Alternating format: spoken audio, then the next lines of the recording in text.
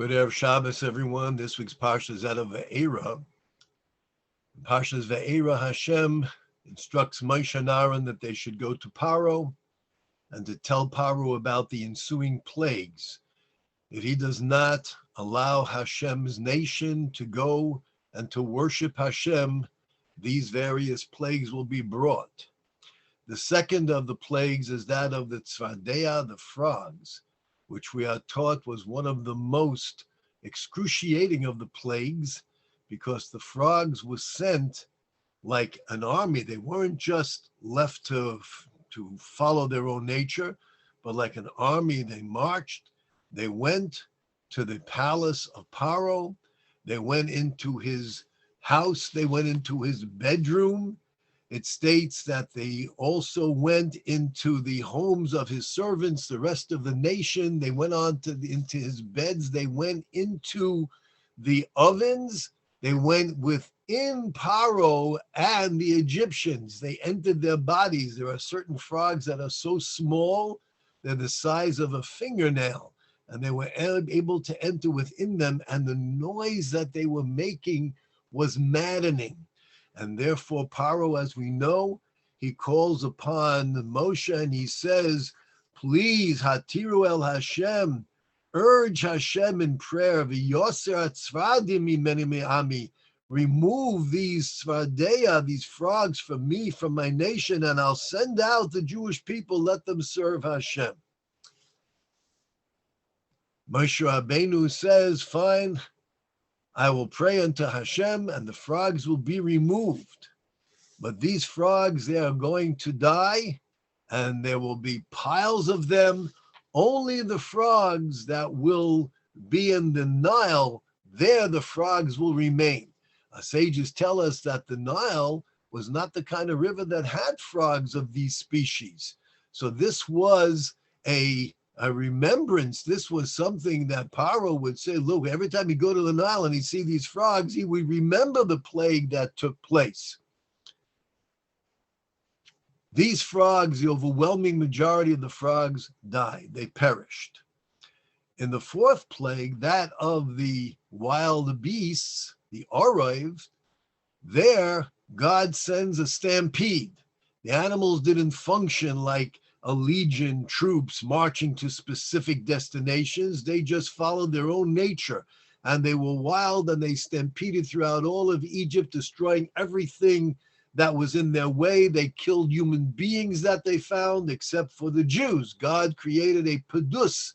He redeemed them, separating Klal Yisrael.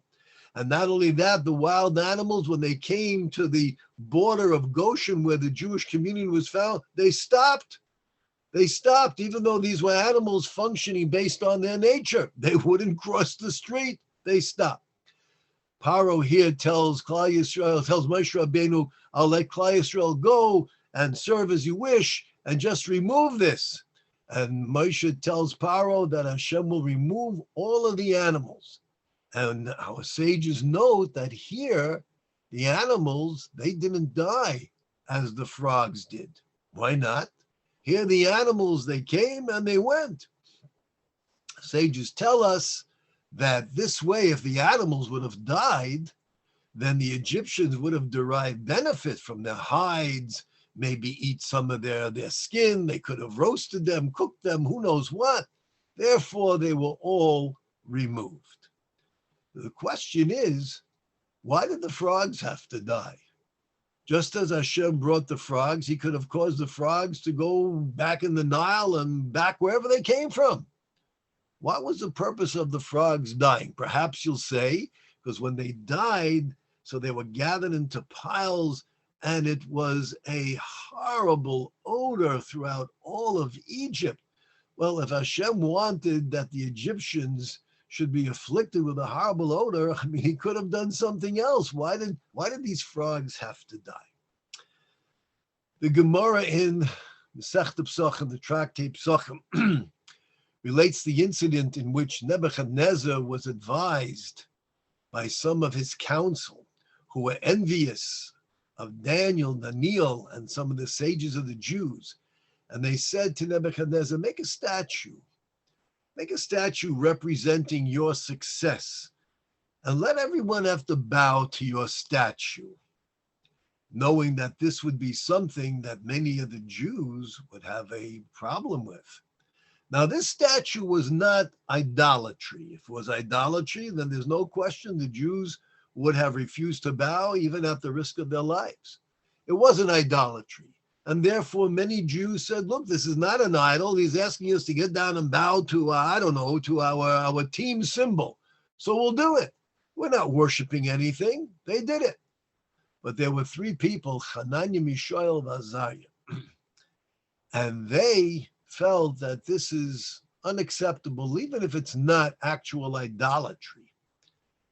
And even though they knew that those who refused to bow before this statue of Nebuchadnezzar, that they would be thrown into a furnace, they would be destroyed, nevertheless, they said, we don't want to do this. So it states that they asked the prophet Ezekiel, Yechezkel, who was with them in exile in Babylonia, if we allow ourselves to be thrown into the furnace, will Hashem protect us? And Ezekiel was told by God to tell them, no, he will not. And they heard the response, and nevertheless they said, look at the plague of the frogs. Says that the frogs, they went into the homes, they went into the beds, they went to Paro, to his servants, they went to his people, his citizens, and they went into the ovens. They went into the ovens, meaning when the oven was on, there was fire in the ovens. That God wanted them in the ovens, and some of the frogs went in the ovens, knowing they would perish. If this is the will of Hashem. Now, a frog has no commandments. A frog doesn't have any mitzvahs. Human beings have mitzvahs. A frog does not. It's not like God gave the frog a mitzvah, you must jump into the furnace over here of the oven. But Hashem wanted frogs in the oven, and these frogs chose to go into the oven so they could sanctify the name of God, even if it meant losing their lives. They chose to do so. And something remarkable happened, that Moshe tells Paro, all of these frogs are going to be removed. Which ones? The ones that went in your bed, the ones that went in your home, the ones that went in your stomach, the ones that are jumping around all over the Egypt and whatever it is, they all perished, except for the frogs that willingly went into the fiery ovens. Those frogs were saved. Hananiah, Mishael, and Azariah said, frogs have no mitzvah of sanctifying God's name, and nevertheless, they went into the oven, knowing they would be destroyed. They didn't know they would be saved. We, Jews, who have a mitzvah to sanctify the name of our Creator. Yes, it's true, this is not a statue of idolatry. We're not commanded to put our lives at risk, but nevertheless, for the purpose of sanctifying God's name, we will refuse to bow to the statue, even though the prophet Ezekiel told us God will not rescue us. And with that, they refused to bow, and they were thrown into the furnace. And because they willingly were ready to give their lives to sanctify God's name, now Hashem indeed intervened and prevented them from being harmed. Miraculously, they were totally unscathed. They derived this from the incident of the frogs. The Klei Yakar says, every one of these plagues, why did God start the first plague with that of the blood? Why was that so significant to start with that? Because this was a plague on the Nile. And the Egyptians worshiped the Nile. The Egyptians worshiped the Nile. This was their deity. The Nile would overflow, the Nile Delta. The land was fertile, the soil, the produce that they had because of the Nile, it was incredible. The Nile would flood and water would flow into various fields. They felt that the Nile was their God that was watching out for them.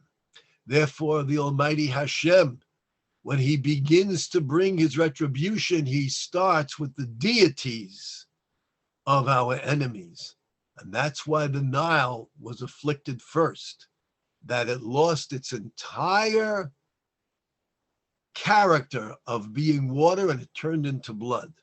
Actual blood, the fish couldn't live and they died. The next plague, what was the purpose of the frogs? The next plague, the Klayokah says, that God was demonstrating the concept of our responsibility and duty to sanctify his name. We were placed on this earth to recognize our Creator, to see his kindness, his benevolence, to attach ourselves to our Creator, to speak of his deeds, and to sanctify his name. And God was showing us with this plague that the frogs were willing to sanctify God's name, not only by following his instructions, being kind and generous and thoughtful, but even at the risk of their own lives, they went into the ovens. And not only that, where did the frogs come from? They came from the Nile. That God, the Klayokah says, was showing Paro and all mankind that even that which you assume is a source, a deity unto you, a guardian angel, something which is independent of the one true creator and master, is also designed to serve Hashem. That this very body of water that you think is your source of strength that shall help combat against God, this body of water will show you that it is here to serve Hashem.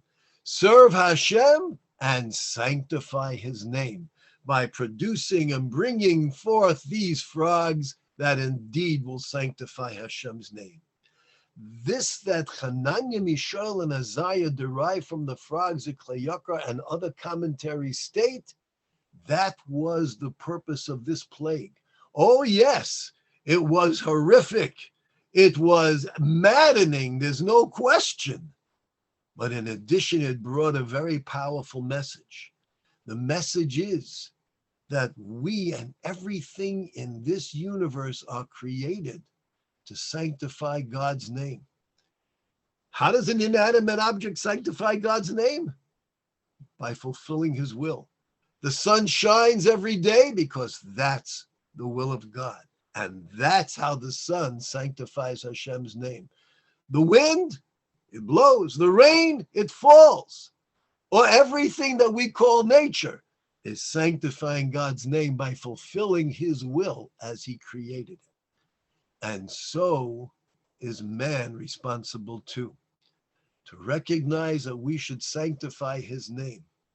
This is why at this plague, it was imperative that the frogs perish.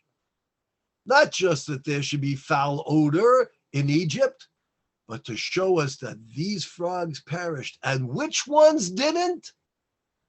Those who would extend themselves to sanctify God's name. This is our duty, to recognize the magnificence of our Creator and to serve him. Uv'chol meidecha, we say in the Shema, v'chol levavcha, v'chol nafshecha, v'chol meidecha, chol meidecha, everything we have, sanctify Hashem's name, v'chol nafshecha, even if it means with our souls, even if it means with our lives. This is why man was created, to attach himself unto God, even if it means allowing ourselves to be martyred to sanctify his name. And our sages tell us something remarkable, that Paro was not only shown that this is what is unique about the Jewish people, that they understand that this is their duty and privilege. It's the duty of all mankind, but certainly of Klal Yisrael. We have the mitzvah of Kiddush Hashem, to sanctify God's name. And those who do, they can be rescued. Just as the frogs were rescued, Hananya, Mishael, Azariah. Oh, if we expect to be rescued, if we ask the prophet, will we be saved? The answer is no. If we're willing to martyr ourselves knowing we won't be saved, then Hashem says, watch what I do for you. Well, many innocent, holy souls were martyred and they died, sanctifying God's name. Our sages tell us those who perish, al kiddush Hashem, sanctifying Hashem's name, feel no pain. It's just like going to sleep, and the soul is welcomed into the world to come. This plague of the frogs is delivering this remarkable message of our great honor and privilege to serve God, even with the utmost sacrifice, if necessary. This is the message to Paro. This is the message to all humanity. May the Almighty enable us that we should serve Him, and we should be able to experience joy and happiness, and not to have to be subjected to suffering and difficulties. But our service to Hashem should be one in which we can recognize His greatness and rejoice with friends and family. Stay safe, stay healthy, and stay Jewish. Have a good Shabbos.